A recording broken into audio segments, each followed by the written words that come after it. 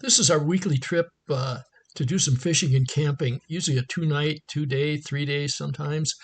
We went all the way over to Utah this time because the mountains of Colorado are still socked in with a lot of weather.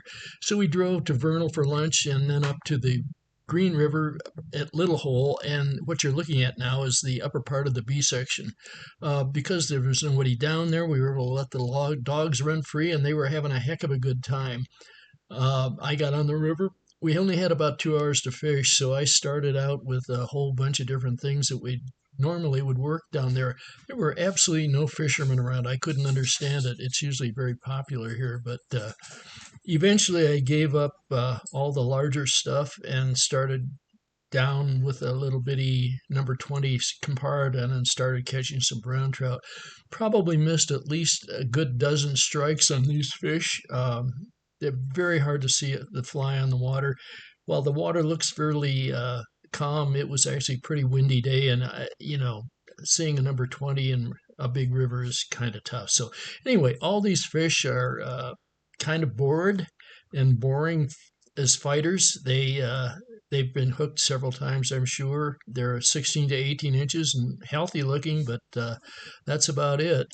I try to avoid picking fish up, so I'll almost always use my forceps on them when they're in the water, uh, hopefully, and be able to get that fly out without having to take them out of the water physically. Anyway, we drove the long road down to the bottom of the B section and camped out overnight there at Browns Park. Morning on the way out of Browns Park, and I'm pointing out the Jarvie Ranch. We took a tour of this once. This is where actually Butch Cassidy and the Sundance spent a bunch of time. We tried fishing 2 or 3 places on the upper C section and in the middle of it. Nice looking water, no hatches going on, absolutely no sign of a fish anywhere.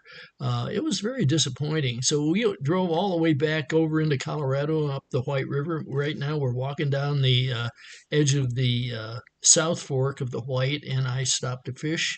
Water's still running way too hard. I hooked one really nice fish in one accessible little eddy hole here and managed to get a nice release out of that. But that was about it. So here's what might be the rest of the story about why the fishing was so poor.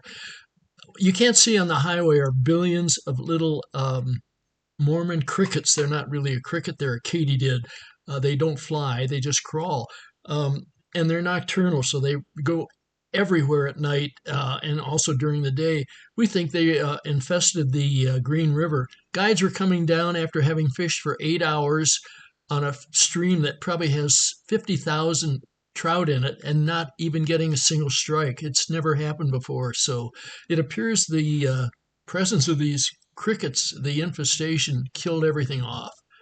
Until their emergence is done and over with, it's going to be tough fishing throughout this area.